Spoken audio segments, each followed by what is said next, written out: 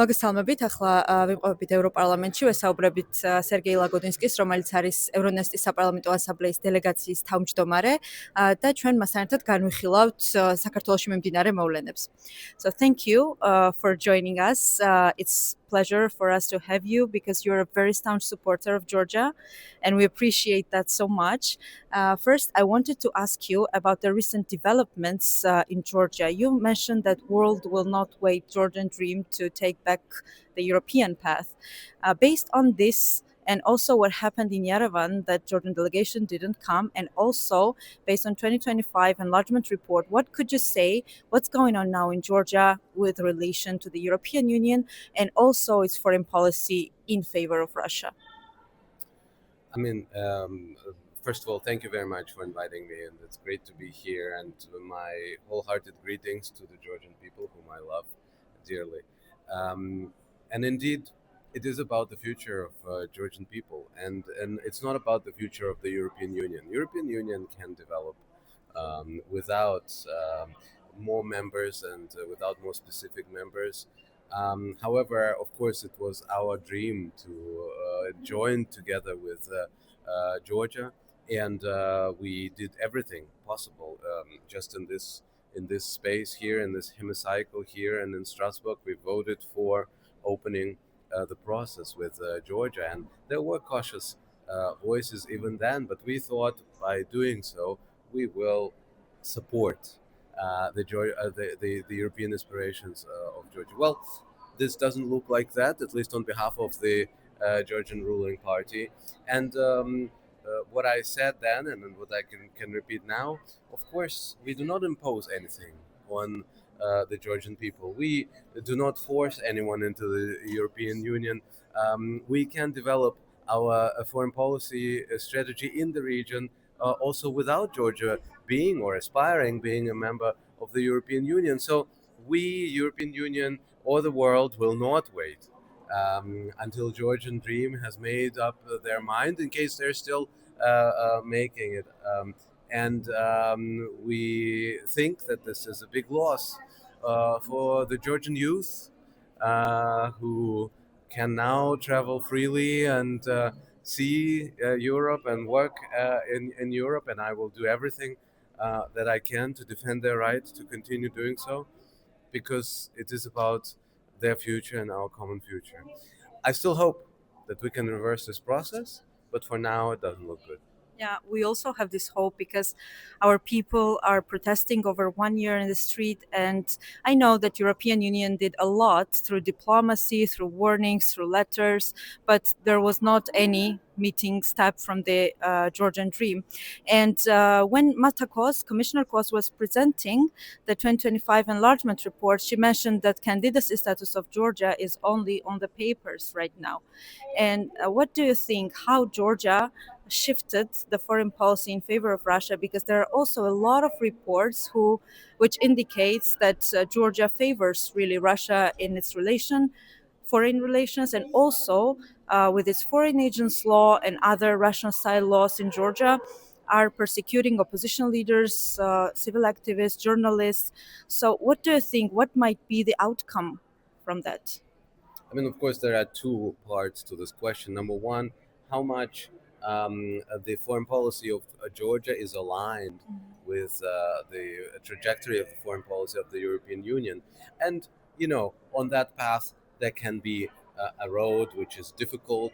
Some countries, like Armenia, like many other countries, maybe have other priorities in their foreign policy, and this is completely understandable. I think what is especially worrisome and stunning is that in this particular case, the ruling party is taking over Russian-style, Kremlin-style domestic identity by placing priorities, by coining the laws in the way how Kremlin started this at the beginning.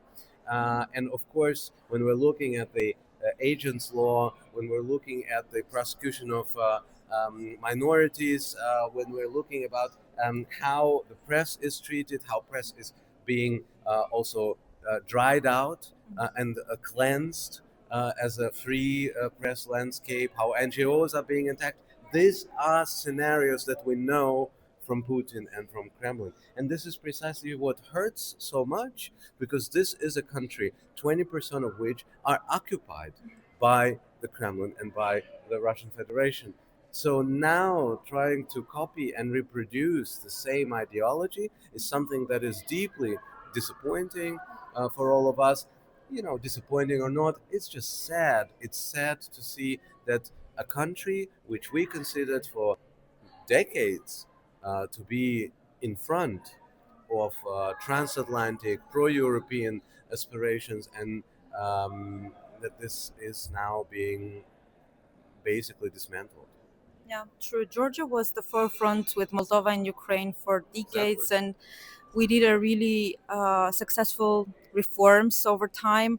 But after 2012, Georgia is going back, returning, unfortunately, to the sphere of influence of Russia. And I wanted to touch upon the Russian disinformation, which is unfortunately really successful in Georgia. For the people who are working, who are coming tired at home and watching what's going on in Georgia, that people are protesting, people are going to jail, and it somehow seeds the fear among society. So what do you think? Like, I wanted you to ask you to talk, I mean, say a few words to Georgian people who are just ordinary people who are not involved in politics. Nevertheless, it's really hard in Georgia not to be involved in Yeah. politics, but maybe you tell them what they can do to encounter this information, because uh, I know that you're very active in social media and you're well aware of Russian disinformation. And what you would advise to people who are still protesting, who are not giving up, who are doing everything to take Georgia back to the European and Euro-Atlantic development path? I want I want you, dear friends, to know that no matter what disinformation says, no matter what social media is spreading, European Union is always on your side. And at the beginning of the protests, we know how much people longed for European presence, and that's why my colleague Rasa and myself and other colleagues, we came and we walked the streets and we talked to people. It was important for us um, not to put more fire, or more oil into fire. It is not about that. It is about something very human. It is about looking into the eyes of the people who've been standing there in the streets and protesting and who continue to do so. And this protest is not violent. Um, we saw this, we see this, that the majority of those people are just there to show that they do not agree with this very strange and very arbitrary decision by the government to stop the process of accession to the European Union. So, dear friends, I just want to make it very clear, in this House, there are so many people who represent all 27 member states, and most of these people, an overwhelming majority of these people, are with you. They feel with you. We said it on multiple occasions that this House, European Parliament, is in your side.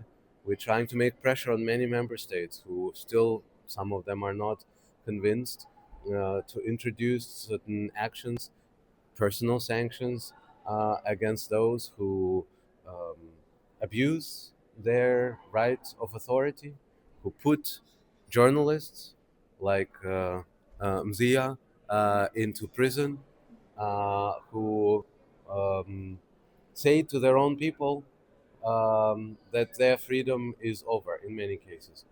We still on your side, no matter what our colleagues from Georgian Parliament or ruling party are saying, and we will continue to do so. We will continue to support your European future.